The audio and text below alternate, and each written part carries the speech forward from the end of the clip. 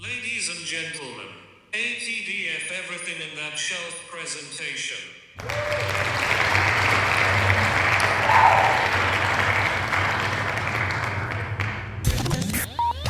You're now rocking with TDF everything. Spoiled rotten.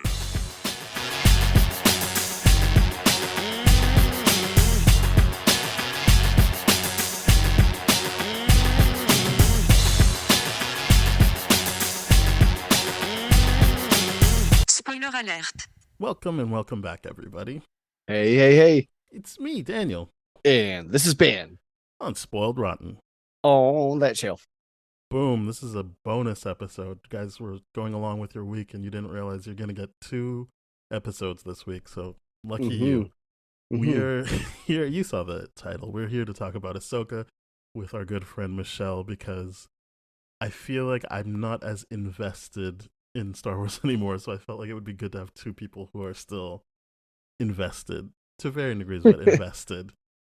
Yeah, that's the funny thing is we you thought we were out, but Ahsoka just pulled us right back in. Exactly. Michelle, thank you very much for coming back. Thank you, as always, for having me. Oh, of course. I'm gonna just get it out of the way. I thought the show was fine. I don't have like a this sucked or this was the best thing ever. I think I saw a lot of people's complaints and I was just like, Star Wars is truly something where you cannot please anyone somehow. It's not even like there's like half people that like it and half people does. It just seems like everyone has found something to hate about it. And I thought, you know what? For someone who never watched any of the cartoons, Rebels, Clone Wars, or anything, I understood I was missing some stuff, but I was like, I like the new characters, like Balin and Shin. Those were good additions, and I don't think she's new, but Morgan Elsbeth was great, so I enjoyed the show. What about you guys? Well, that was that's the thing I was gonna ask is, did you watch the Rebels TV show and basically the Filioni stuff and all that kind of stuff? Because I am a big fan of that, and that is the side of the Star Wars universe that I'm a huge fan of. So hearing that Filioni had a very, like, basically he did this, and I'm like, yep, I'm along for the ride. Let's do this. This is the only thing, like I said previously, that I think would have gotten me back into Star Wars is more Filioni involvement, and they just pulled me right back in. Awesome. All right, that's 2 out of 3. What about you, Michelle? It was for me, it was sort of like a double-sided coin of, on the one hand, I felt a little bit left out, watched Rebels or most of Clone Wars, but on the other hand, it was the thing that made me more interested in watching those than anything else. And I'm about halfway through Clone Wars, Rebels to follow. And I did watch some recaps, like seasonal recaps of Rebels, so that I had a little bit more background knowledge. But it was a little bit of, I feel like I don't know what's going on. I don't know these characters, but also now I want to know more about these characters. So I feel like that's pretty successful then. If you're like, oh no, I want to go look at this now. Yeah. Because I don't feel that way, but still. the thing for me was, how was the vibes of all those previous other shows going to transfer into a live action and into what the vision of this show is going to be? And to me, it was, whether or not that was done successful, there was like parts of it that I'm like, okay, this was done better than others. Like the Anakin stuff I thought was done better than the other stuff, but for the most part, I'm like, yeah, it really is a backlog of the Rebels universe, the Clone Wars universe, and I mean, Michelle, you're halfway into it. What are your thoughts so far? It's hard to say because it's one of those shows that I have a hard time fully paying attention to. It's like I almost have to be reading something on my phone or like playing a game on my phone because of the animation style. I was telling Daniel off mic, it reminds me of Reboot from like YTV, and it makes it hard to emotionally connect with the characters sometimes, but also is really fun to see more of these characters, like more of Padme and and Anakin and Obi-Wan and Ahsoka, who I clearly didn't even know existed until she showed up on The Mandalorian. Um, so I am enjoying it, and I do think I'll finish. I think I'm around when Darth Maul shows up. Mm-hmm. So there are things that related to the Ahsoka TV show that I have not quite seen yet, but I've started to see hints of, and I'm sort of getting the gist of her young self and it, the aspects of the Clone Wars that were shown in Ahsoka when Anakin shows up in the World Between Worlds. So I do sort of feel like I have a bit of a knowledge in that area now. Nice. But no, my question was more along the lines of like, how are you enjoying it from that translation of the vibe of that show? And I guess the animation style, yeah, it is polarizing for a lot of people. But for me, I personally love it. And I'm like, this is one of the best things about Star Wars is because it's human texture enough, but not like the uncanny valley effect of Luke animated where I'm like, oh, this just feels, I don't like it kind of thing. Which was done in Mandalorian season 2. But the whole aspect of these characters coming together in this series kind of betrayed the idea of this actually being purely an Ahsoka series to me. It was like, Yeah, okay, I mean, we need this- to get back to this group of people. Mm-hmm. I didn't like her in this more than I liked her in Mandalorian. I think I understood Rosario Dawson's performance trajectory, but I was kind of just like, this show wasn't written to do you any favors in terms of putting you front and center and having, I mean, because it felt like it was more about Sabine trying to find Ezra. So Yeah. I don't know these characters, and I think, yeah, the most I've liked Ahsoka is in her first appearance in The Mandalorian. I was like, oh, okay, cool, I would watch a show about this. And then I was like, oh, I guess we're not really going to get a show about her.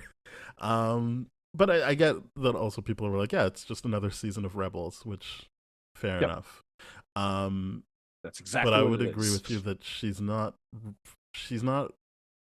given the opportunity to be a main character in this show. She's kind of, people are like, all right, yeah, you have a Padawan that you abandoned, and we'll see how that goes for her. Well, I mean, to be fair, Ahsoka abandoned the whole academy, and then when Ahsoka was like wanting to connect again with Anakin, then he was like, oh yeah, he's gone. So like that abandonment kind of thing. But I wouldn't say that she was ever really truly abandoned, and that's the kind of issue with her characters ever since her fallout from Clone Wars. It's just kind of like, okay, Wait, you're do taking you mean Sabine or Ahsoka? Ahsoka. Oh, because I'm saying Sabine was abandoned. Sabine was definitely abandoned for sure, and that was. So I'm saying that's what made it a show about her, because you're like, oh, okay, so it's more about her development and her feeling. I mean, 100% agree. the big push of the finale is like, is she actually going to be able to use the Force now that everyone she cares about believes in her? And there's no real moment like that emotionally for me for Ahsoka. I understand that she goes from like Ahsoka whatever to Ahsoka White, but I was just like, yeah, okay, cool. Yeah, I mean the issue with Ahsoka is like, okay, biding time until she jumps back in again, because that's been her issue the entire time since the Clone Wars, since leaving the academy. She just basically doesn't care for anything. And that's kind of the issue of the Gray Jedi, is when they just don't actually walk the side of a Sith or the Jedi kind of order. They're not actually against anything. They're just existing. And it's the show is trying to get her to go back into it and care. And that's the issue, is just, okay, she's going to be passive for how long until she cares. And then when she does, it's like, okay, you should have cared a little bit sooner. I'm gonna bring it up now. I feel like this will really ignite you, Michelle. I really liked Hayden Christensen in this. I think Ben already said it, but I feel like this has been truly a good time to be a Hayden Christensen fan, because every time he comes back, you're like, all right, good job, man. Good for you. My You're boy. doing a good job. Yeah, because I still don't really see him as like pre-Darth Vader. There's some disconnect for me where I'm just like, Yeah, it's Anakin, and then like the other guy and James Earl Jones are Darth Vader. To me, like I don't really see him as that, but I'm enjoying these performances he's giving, so I'll just enjoy the ride with him. Yeah, I feel like the Obi-Wan show was sort of a bridge between, for me at least, between the original trilogy. And then this show, Ahsoka, was sort of a bridge between the animated shows and movies of any variety. So I did appreciate, like, because I would have just had no idea that Ahsoka even existed, um, based on the prequels, obviously. Right. And I think that they I think it didn't feel as jarring as it could have felt to suddenly this character who we've seen on screen has had a Padawan this whole time. And I just, yeah, I agree. I think that it was fun to see him in it, and it was, to kind of jump to something else, it was also, I think that it was a really good way to show the Clone Wars as how horrible it would have been to go through as a young child, and as she was. And in the Clone Wars, it's very like adventurous, and obviously she has her problems with the war and putting the Jedi into the war. But I think that this show was the first time you could really feel how messed up it was, and how much trauma she would carry from that. Mhm. It's a good point, because in the other kind of iterations of her in Rebels and all that, she's there past, like, she's not a main character, and she's arguably not a main character in this. In the idea that she will come in for 1 or 2 seasons for a major storyline, a major mission or something like that, and she will be gone because it's her time to move on, and the Force is going to take her another way and all this kind of stuff. And that is a major issue with this character, because I do like what you're both saying about the Clone Wars, and that's what's so important about understanding this whole show. And that's where I feel like it does not work for a lot of people, because you do have to know Ahsoka from Clone Wars, and then therefore, like your comment, Daniel, like the Hayden Christensen from the prequel trilogy, and then getting to Darth Vader, there's no bridge in the movies. It's a huge, No. sharp drop off. Absolutely. But once you see the Clone Wars, you start to see how it actually happens. Oh, I can And only imagine. Yeah. yeah, and it's kind of like it really helps you understand Anakin's personality that much more. And that's why it's like, oh, that's why you wanted a love.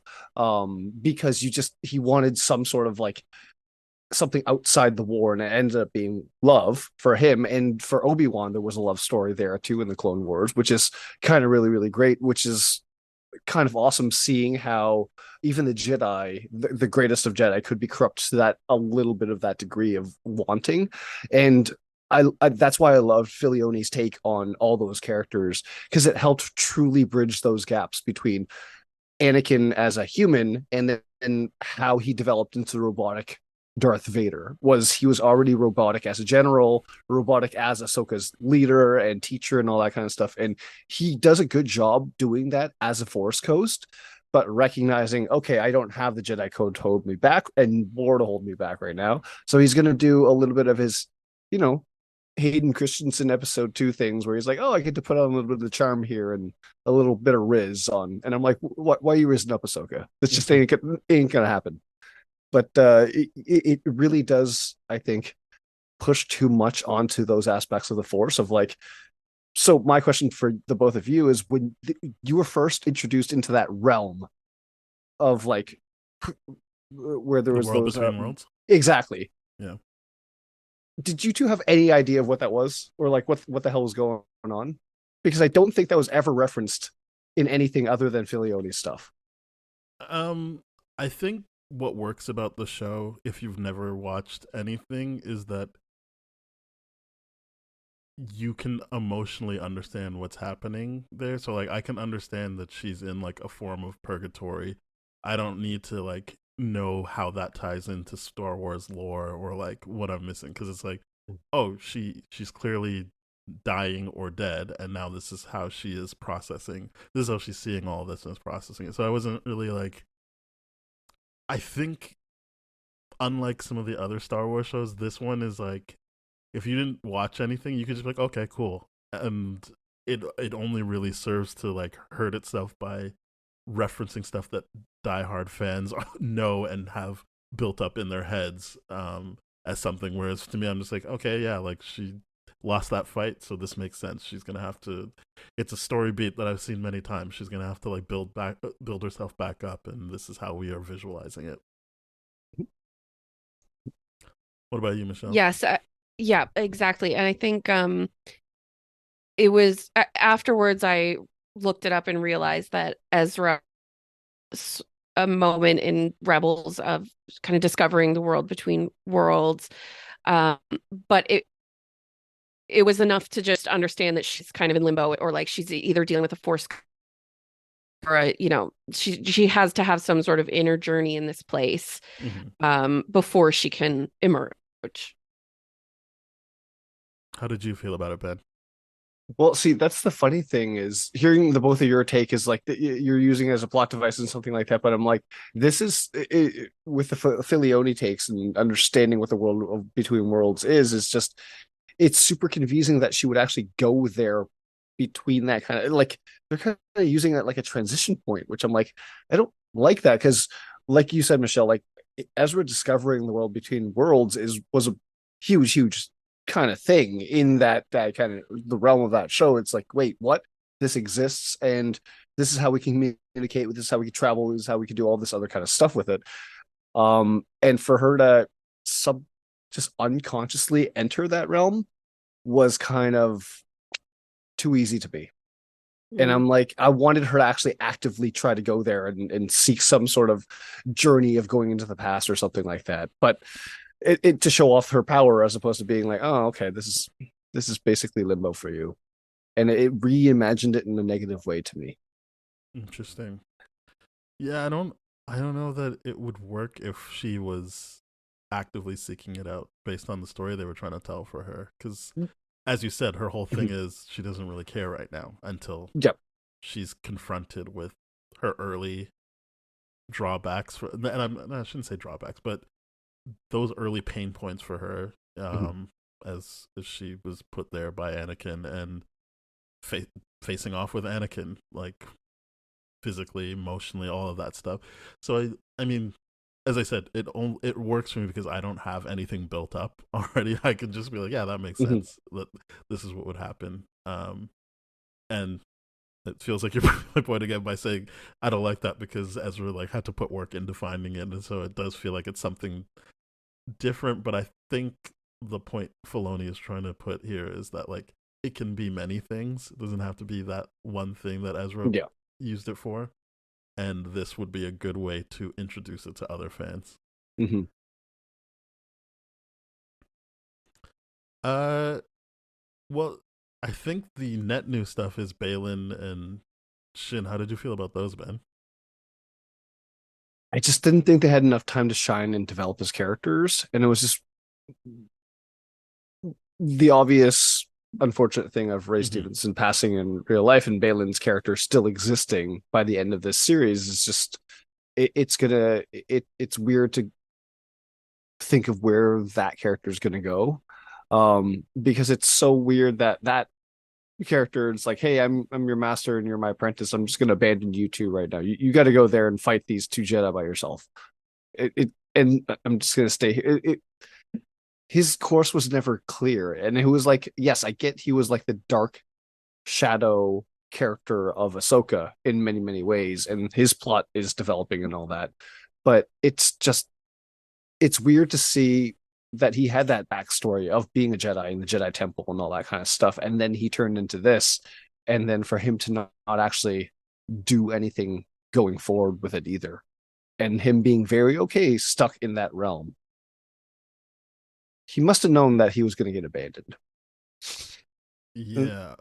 My assumption is they're going to just recast him because it definitely feels like they've got a plan. Because aren't those statues representing something big? Like it seems like that's what he was looking for the whole time. Yeah. It doesn't really feel like he got abandoned so much as, okay, I got what I actually need. No, the apprentice got abandoned. Oh, In okay. the sense where he's like, no, you need to go this. My journey goes the other way. And then I'm just like, okay, I get that you're mirroring that Ahsoka plot line, but now it's uncomfortable that he's got this bigger thing that he's working towards. And I'm actually kind of like, oh, what Sith kind of temple lore relic thing are you pursuing in this dimension that you know of? Which is interesting because what are they going to do with his character and him in this? Because it's weird. But they leave him at a good point, and I think he's really really good. The apprentice, not so much. Interesting. Yeah, I think both of them are good.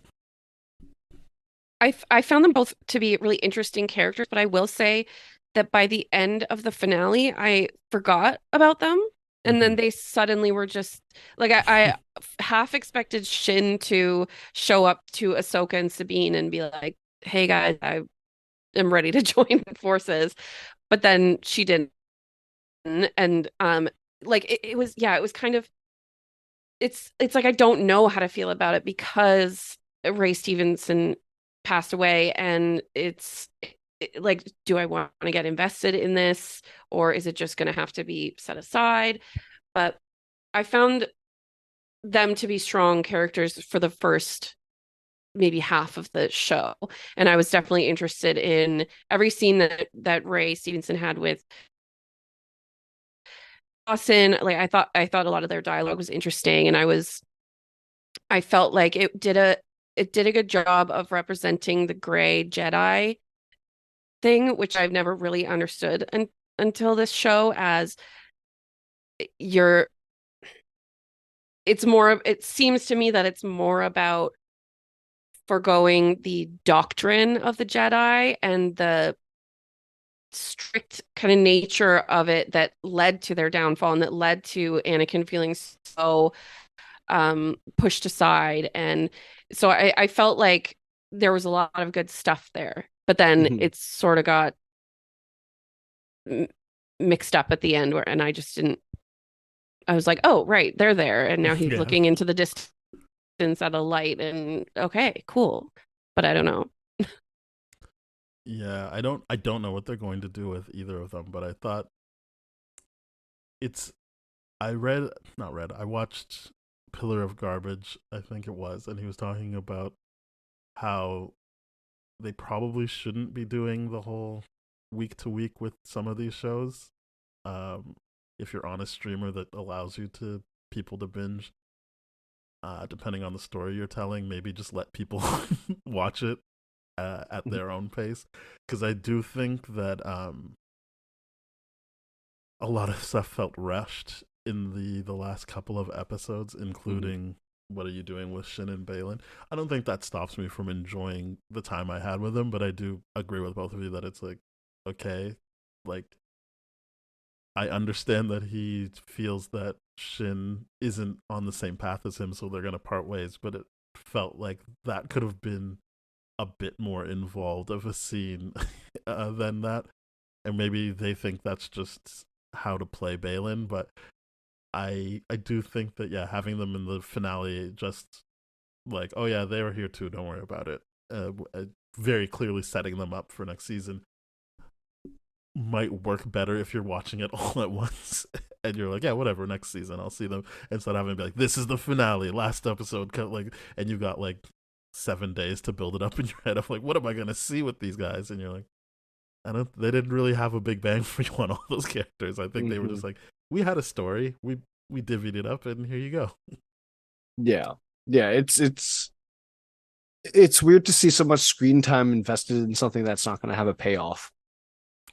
Well, I mean, I can't say it's not going to have to pay off unless they. No, I mean, directly in this series. To your point, in this season, in the finale. Yeah. To your point, it's just like, wait, that's we're just leaving them in limbo, is what's happening, and like with Ahsoka and Sabine, it's just like it's a little bit more clear because they're at least they have each other. They can continue the training, all that kind of stuff. Ahsoka could be engaged because, well, she wants to stay there, and then because they unleashed Thrawn now, which is. I think where a lot of people I'll overlook a lot of things because of the Thrawn stuff in this show, and I'm like, yeah, it's good, but it doesn't negate a lot of the other stuff that kind of was really, really bumpy. But because I think a lot of people, upon seeing Thrawn, and I want to get the both of your thoughts on this, that there's actually a big bad of the Star Wars universe now, and that there's a direction, and that there's an empire being resurrected again, and all this kind of stuff. Which I'm like, of course, that was always the direction. It was just who was going to do it, and whether or not it was going to be successfully transferred into live action or done more in the Filioni universe, because there's rich stuff there that has crossovers galore. And that's what I like about the animated stuff, is you can have all those crossovers without casting and all those other issues. But like, what are your thoughts on Thrawn for the both of you? You can go, Michelle. I thought Thrawn was pretty awesome. Like it was really fun to see a Star Wars big bad who is so calculated, and you can kind of see his process, and he's so calm, and he like I just thought he was played really well by the same actor who voiced him, right? Lars Yes. Michelson. Mhm. I thought he was I think that they used him well in it. I think we didn't see too much of him. We didn't not see enough of him. It was like it was a great build up, and then when you see him, I don't know. I didn't really know what to expect because I haven't seen him in any of the cartoons or anything, but it felt, yeah, I don't know. I just don't even like, there's only so much I can say because it's just like, yeah, he's a cool villain. I'm excited to see what he does. It's like I almost wish that he would have been the big bad of the sequels or so. I mean, maybe that's too far in the future of the universe, but rather than, somehow Palpatine return. Yeah. But I just think he's a seems like a rich text for interesting villain potential. Yeah, I feel like, as we've talked about, Ahsoka didn't really feel like a main character in her titular show because of the Thrawn of it all. His Thrawn doesn't even connect with her. Like, he's talking over an intercom about, oh, we never met, and I guess we never will. And you're like, wow, okay, great. I'm glad that we were building up to this guy who has no real stake in Ahsoka. Ahsoka doesn't really, like, she wants to save the world, so it doesn't really matter if it's Thrawn or not. She has to stop whoever it is coming. And then that leans into a bunch of stuff. And like you, Michelle, I haven't watched anything with him in it. This is the first time I've seen him, so I was like, yeah, okay, cool. But yeah, I think an issue I had with it was, and it's why I like Balin more, which is he's net new, and I don't fully know what he's up to. I'm not as convinced as everyone else that the show gave you a direct answer as to what he was up to or what side he's on. I think that's more interesting, and so he felt more formidable because he's actually like in Ahsoka's head while they're fighting, and he's the one, like, they have a connection and they're pushing, and Shin has a connection with Sabine, and so those are interesting confrontations throughout the show. And so then, because Thrawn has to be there, you're kind of like, don't worry about Balin and Shin. They have their own things going on in the finale, and you're like, okay, so they're coming for Thrawn, and they don't ever interact with him. I understand that those characters have interacted with him in the cartoons, but if you're new to it, you're just like, oh, okay, so like they're just not going to see him. And I can chalk that up to they have a plan for a new season. I know that he's supposed to be the lead of a movie they want to do, so I'm fine as a fan of MCU to be like, okay, they've got a plan, and this will pay off later.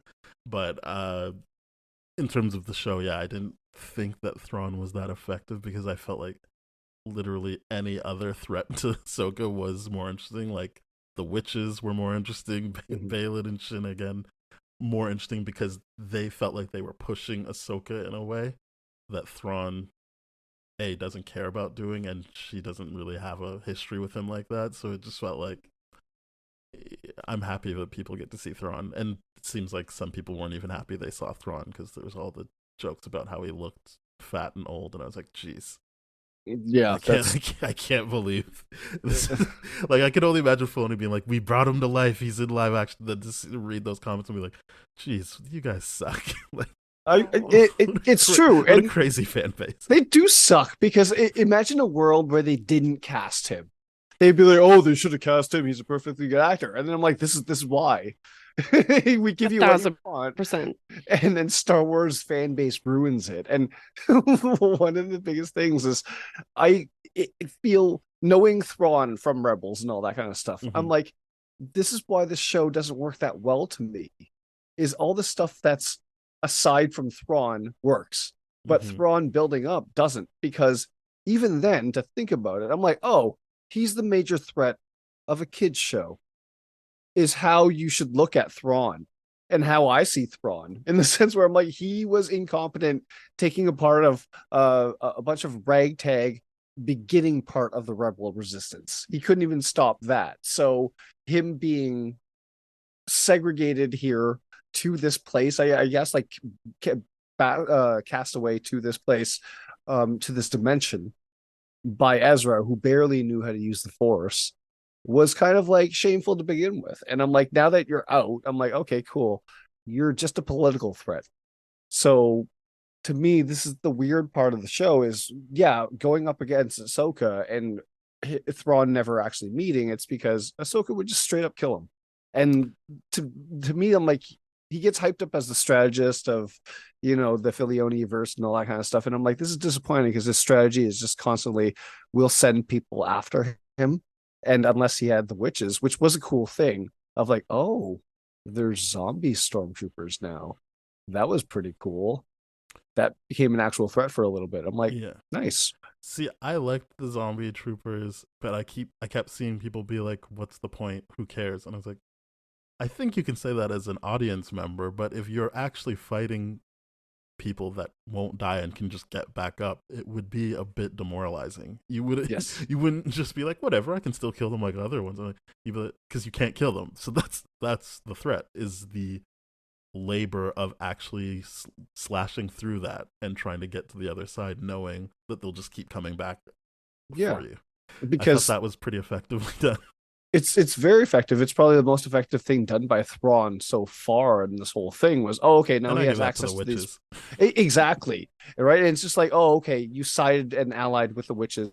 I see what you're doing. Okay, that's your tacticianness of it. But the idea of Thrawn himself, he's basically just a poster boy for the Empire coming back. And I'm like, okay, that's extremely mid to me, and why Ahsoka and Thrawn would ever meet in this series. And I'm like, because Ahsoka would just straight up Jedi push him into a cell, and you'd be done. That's it. Well, what I would say to that is, if that is his function, that makes sense, because if you think of someone like Donald Trump, I don't think anyone's like, oh, I couldn't beat that guy in a fight.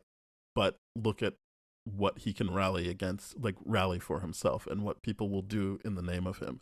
So I think if that's what they're doing, that's fine. But my point still stands that it didn't really feel attached to Ahsoka, and this was the Ahsoka show. But I think his entrance is cool. That makes sense. And if you're giving that context of like, he's a political threat, that this show was trying to layer that in by having Hera have to deal with, I don't know, Mon Mothma and all those people. And so then, if there's people on that side, they're like, oh shit, Thrawn's back, we can start mobilizing, then that's still a threat. It's just, we don't have that. And I'm not saying I can't even really say that's a fault of the show, because I think the show is pretty clearly continuing things that I'd never watched. So I can't come and be like, hey, how come you didn't cater to me? I'm not even saying that. It's just more like, I think the more you talk about it, the more I'm like, okay, I understand what Thrawn is then. He's not Darth Vader. They're going in the opposite direction. He's not a physical force that way. It's that he can rally people. Yes. And that is an issue. Yeah. Yeah, that's his big thing. So, and I feel like they do that half well in this series, but like the stuff you brought up with Hera, which was, to me, I'm like, they really wasted Hera's character in this, because Elizabeth Winstead. Winstead, yeah. Yeah. Mary Elizabeth Winstead. Yeah, Yeah. that's exactly it. Terrible with names over here. She even said like, "Oh, Filioni made me study how much Hera loves flying." I'm like, "You barely flew in this. You barely flew. Your character barely got to fly and got to do political stuff the entire time. That really was disappointing." I'm like, the one time she broke bad and did her mission, she barely flew, and I'm like, she was grounded the entire time, waiting for Ahsoka with her kid, and I'm like, this is where I'm like, they really betrayed the characters that way. But they tried to layer in the political stuff. But this is where the Star Wars universe doesn't do too well to me, is trying to get people to understand the scale of what's happening. Because I don't think that was ever really clear of what Thrawn actually was, versus people were expecting a showdown of some sort. I agree. Yeah. I didn't know what I was supposed to expect out of Thrawn other than they put him in the trailers and people were happy. I will say that the trailer for this show like had me so much more hyped than the show It was a good ended trailer. up. It was a great trailer. Yeah, I would agree that the trailer felt like it was gonna be a more active show, and I don't mind that they went a little bit more meditative on it. But yeah, I would say the trailer definitely made it seem like it was gonna be like a bunch of dogfights and a lot of, I don't want to say it wasn't fun, but like a lot more fun based on the trailers. Who else shows up in this? What about David Tennant's droid? He was pretty good. You guys like that guy? Loved him. Oh, he's good. That was was a fun. good. He's new, right? Or is he from the show? He is from the show, I think. Oh, okay. Well, never mind. Yeah. I take it back. He wasn't as central in either Clone Wars or Rebels as he is in Ahsoka, though, right? Like I didn't get the impression that he's there all the time. He's much more passive. And well, I'm glad he got to get the spotlight in this. I thoroughly enjoyed him. Yeah, and I guess I do like that story. Like, this uses that Star Wars trope of using droids to bring people together, like in the original trilogy and all that kind of stuff. I'm like, that's where the show does do really, really well, like homage to the original trilogy and what Star Wars actually is because these people, wouldn't have gotten along because I can't even remember, but I believe it's like his idea, like constantly telling them to stay together and like, I like you too when you're together and all this kind of stuff. Like, it's always the droids bringing people together, and I that's what I like about this character. He really gets to shine in this whole series. Hu Yang, yeah, they got a nice emotional beat out of when he thinks Sabine and Ahsoka are dead, or I think he thinks both of them are dead, and he's just like, they didn't stay together. I told them they should stick together. They never listen. Yeah, I thought that was good. He was really funny. And I guess that was an example of him being funny, but I thought he was funny, and that I always like when funny characters get to have an emotional beat as well. Yeah, I feel like he's up there with my favorite droids now. Like K2SO from Rogue One is one of my all-time favorites, and I think they're both pretty high up there now. Oh yeah, both of them. K2SO is good. Alan Tudyk, right? Plays that guy. Yeah. That's why I'm like, love him. He's he's a good robot. He's an iRobot as well. He's good at that shit. How did you two feel about Ezra in this? Because one of the things I will say is the moment I saw Ezra as a blue screen hologram thing, I was like, oh, that's the point of this series. Like, the moment I saw it as a Filioni fan, I'm like, oh, that's the point of this series. They're going to go get Ezra. Like, right at episode 1. Like, how did you two feel about it? Was the journey worth it? Well, one thing I will say too is to Daniel, what you were saying earlier about Thrawn really mesh in the series enough. It was occurring to me that the second season could be called Ezra, and it could, make more sense with Thrawn being the main antagonist. But even, and again, to one of your earlier points, I still felt that Sabine was the most important character, Yeah. and her feelings about finding Ezra was more impactful to me than finding Ezra, if that makes sense. Like, I I feel still, like that's how I the show's supposed to be. You're supposed to be yeah, like, oh, she gambled the fate of the galaxy on her feelings about Ezra.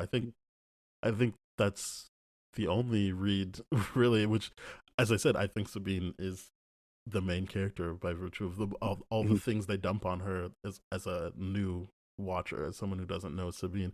Everything that feels like it's being dumped on her, you're like, okay, well then this is about her coming to terms with all of that and growing, and she does throughout the show. So when you're like, okay, that's the person she wants to go get, I was like, okay. I mean, I can't really. I'm at a disadvantage, right? Because I didn't watch it, so I'm not like, oh no, not Ezra, or oh yes, Ezra. I don't know who Ezra is, so I'm just like, okay, that's who they're going to get. Great. Yeah. So the thing I will say is this: I don't understand Sabine's drive to get Ezra in this. I really, really don't. And this is me as a Filioni person, because Hera's got a child with Ezra, and she's like, "Yeah, I'm gonna do I my think job." isn't Yeah, her it's not child with with her. Kanan It's not with. Jarrus? Yeah, it's not with Ezra. So It's Ezra is like his oh yeah, it the is with child's Kanan. force uncle. Mm-hmm. Yes, How I think of it. but yes, he is the Force uncle. So I'm like, why wouldn't Hera try to find him? Because there's more investment with the kid, being like, no, this is your father figure kind of thing. But like Sabine's been like, no, I'm gonna do it. I'm gonna do it. Like it's it bothers me that Sabine's the only character, and I get why like Ahsoka is not doing it because she was never that invested. But out of the original Rebels squad, I'm like, why is she the only one that's doing this? It felt weird. Yeah, I don't know. I think because this was supposed to be like Padawans coming to terms with their masters, so that's how she ties into this. There's a bunch of that throughout this season, so I don't. Again, I don't know the other characters, so it didn't really matter to me. I was just like, okay, this show's called Ahsoka, and now we're dealing with her like one-time Padawan. Got it. It clicks in for me, and I think the only thing, and I only really thought about this once the House of our women brought this up. I was just like, they mentioned that it was weird that Sabine never really, or we never watched Sabine come clean with Ezra about how she got there. Like, it just seems like a weird bit of information to keep from this person you clearly care a lot about. Of like, oh yeah, I'm here because I gave the bad guys the way to bring Thrawn back. So, and I will say, I agree with that, because this is one of the key things of Star Wars is like they'll do important discussions off screen, and they'll be like, they'll do one thing like a sigh, and then they'll like imply that they had that discussion off screen, and I'm like, well, that sucks. And it made sense back when and this is, I think, why the show doesn't work for me, is because Star Wars, in the backdrop of everything else, actually had a war going on. This had no war going on. This was just like, hey, if we don't do what you want, Sabine, we won't have this threat. Everyone's telling her that the entire time, and she's like, nope, I'm going to do this. And give up the fate of the universe, or release the Donald Trump back into the universe. And I like that comparison, because that really does put Thrawn into perspective. You're not physically threatened by him, but once he gets back into political power, you can't exactly assassinate him without having anything negative happen to you or your recourse or anything like that, right? Yeah, because it's about the people who are invested in him as a figurehead. Not the Wonder Woman thing. You can't just kill Thrawn and be like, okay, and everything's good now. Correct. But yeah, I feel like go for it. Sorry, I was just gonna say, I feel like if I'm imagining, if I'm putting myself in Sabine's shoes, what I presumed that Ezra was, it was sort of in essence makes the heart grow fonder. Like she felt super alone. She felt abandoned by Ahsoka, and she built up Ezra in her mind as the only person left for her. And I think some people, I mean, I know that there was a sisterly reference, but I think some people also anticipate maybe some romantic feelings there as well. But either way, I think that it was she saw him as her only person left in the galaxy or next galaxy, etc. And I do think that the show's strength for me was once they were all back together as this ragtag team, it it, it really settled into where it was going with Ahsoka and Sabine's relationship, and that it was kind of like we didn't actually need Ezra. We just needed each other. We needed to, well, really, Ahsoka needed to come to terms with her past with Anakin in order to realize that you can't you can't be treating your Padawan the way that the Jedi had people treat their Padawans at their height at the height of their power. That is so much of why they fell apart. And so whether this even has anything to do with Ezra as I'm rambling on, I don't know. But that was where it really came together for me, and it was really emotional for me that, towards the end when Ahsoka was like, my master was always had my back no matter what decision I made. We've all had to make decisions. I'm going to be here for you. I know you fucked up, but I'm still here. And that was like the highest point of the series for me. Yeah, I like that that's where they came down with it, which obviously it felt like that was the knock-on effect of her becoming Ahsoka the White, of like being more enlightened and open to things. And I do like that she was like, it's, for me, it's like the Into the Spider-Verse thing of Miles isn't really bringing things together until his father figure is like, no, I actually believe in you. I think you're great. And Ahsoka does that before that scene, but like she does that. And I think that helps bring it together for Sabine. And then I don't know that they leaned on it, which is fine, but I thought that her first use of the Force was like, okay, like the person she came here to get is in trouble. She's got the confidence from her master, but also like it's time to really be able to put this together. So I like that aspect of it as well, that it was like it all came together when she had the love she needed. Obviously I'm not talking about it romantically, but just she had the love she needed to feel like she was worthy of doing better things. And I think that works. Again, to me the show is about Sabine, so all of that stuff landed, and so I think that plays into how I felt about the show, is that I kind of was very easily persuaded, like I don't really have to care about Ahsoka in this. It's just called Ahsoka, but we're just here for Sabine and her growth, and I feel like they delivered on that.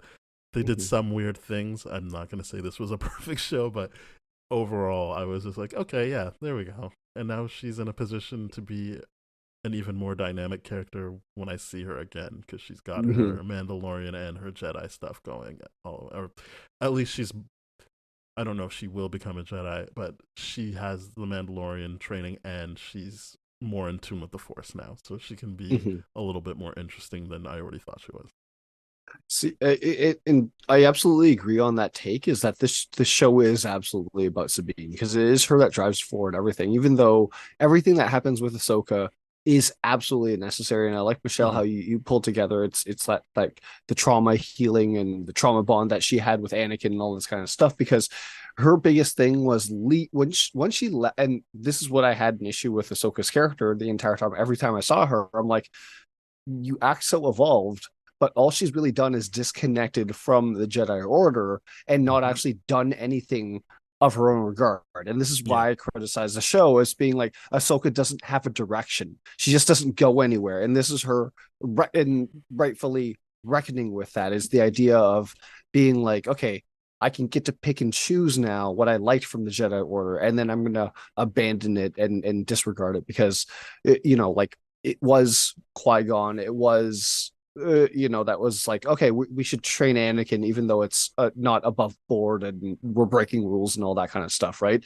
And Anakin trained Ahsoka and broke rules with Ahsoka, and Ahsoka's now breaking. And just the good part about Ahsoka growing now, knowing, being like, oh, I'm actually a developed character, matured, and not that teenage character anymore. I'm actually excited to see where she's going to go next. But the show doesn't succeed as her story because it's Bean that has to drive forward that thing of being like, oh, she's messing up because of you. Because it's not a good way to write a show. It's, oh, you have to take responsibility for this. And I'm like, oh, that sucks. Yeah, it's weird because I think the only thing I knew about Ahsoka was that Filoni was very protective of her. Like anytime she showed up in Mandalorian, he was a part of that episode, like on set and like a part of it. And so it was just weird that we got all this time with her, and I was just like, I don't know.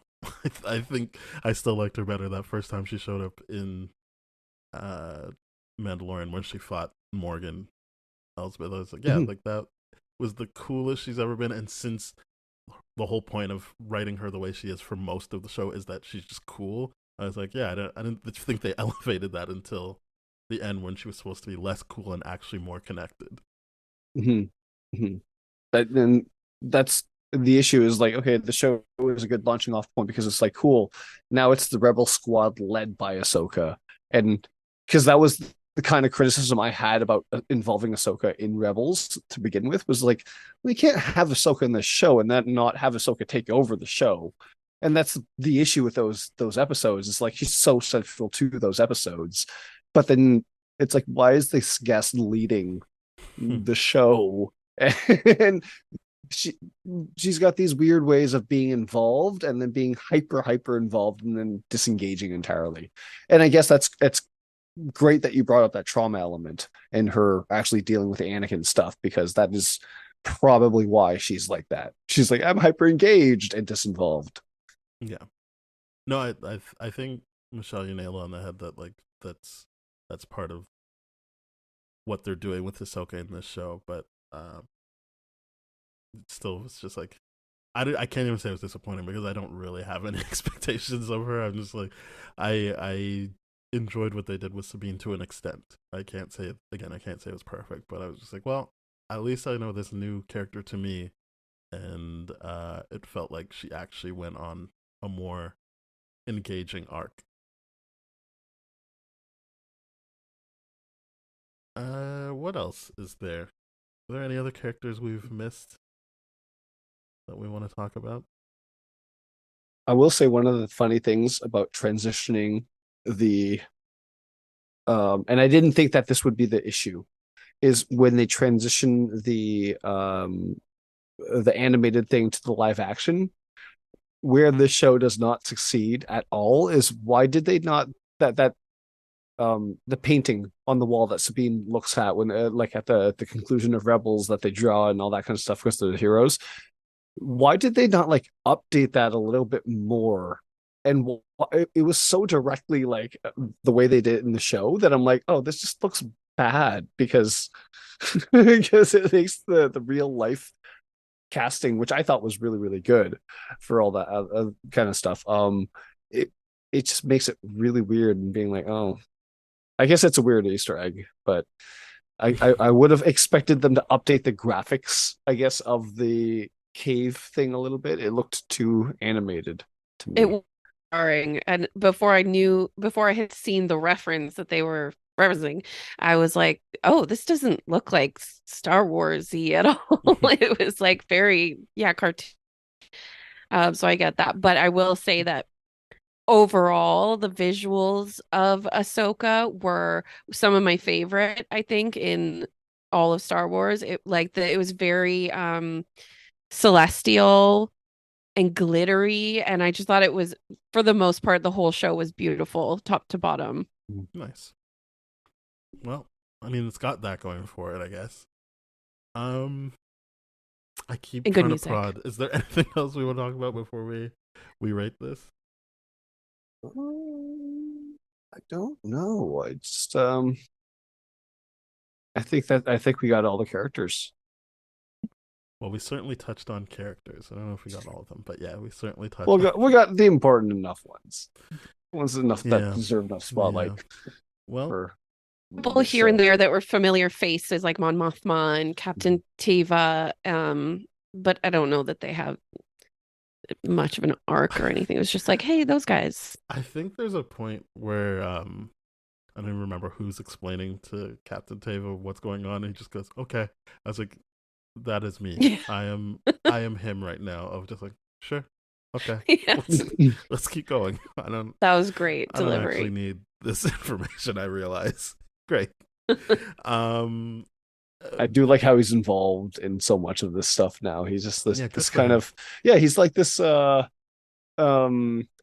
the Benedict Wong of the Star Wars kind of thing, where he's popping up in different shows and movies and It's true, all that he kind is of like stuff. Wong.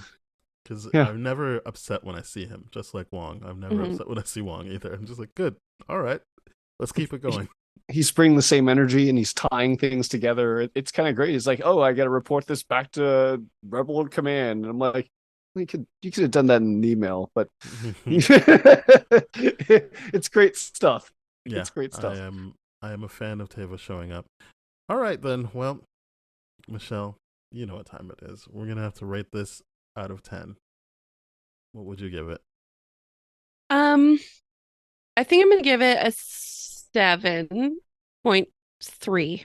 Oh Gonna wow, yeah, throwing a breaking the curveball rules. there. Breaking the Yeah. rules, Okay. just like all these other. You can round it up masters. to 5 if you insist, but No, you said 7.3. We're sticking with it.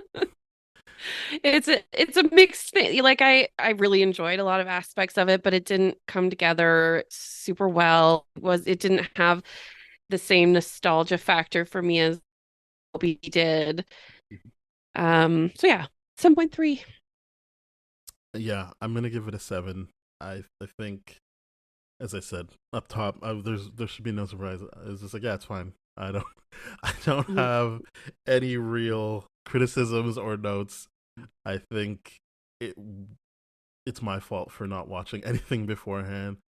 And it also didn't have a character like Moses Ingram's character from Obi-Wan Kenobi, where I was like, I am all in on this. This is good stuff.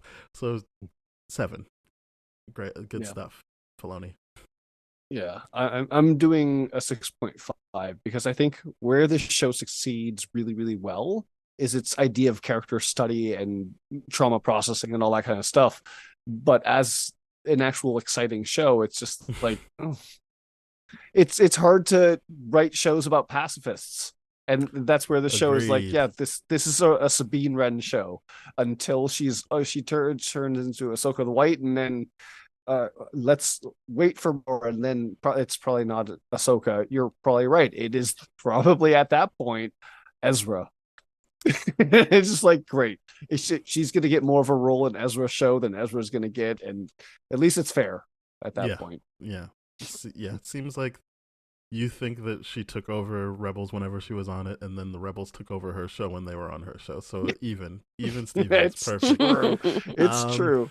It's got a names are very loosely used in the Star Wars Yes. universe. Well, yeah.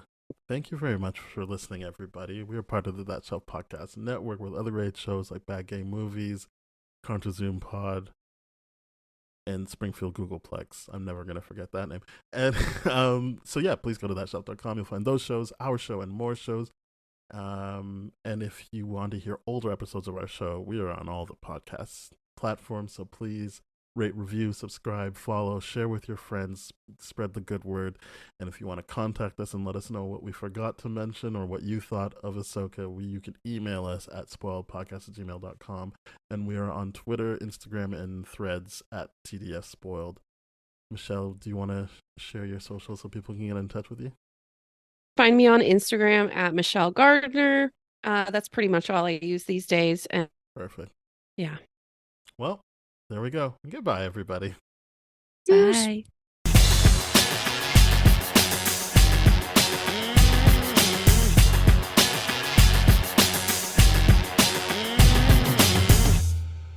This has been a TDF Everything production, brah.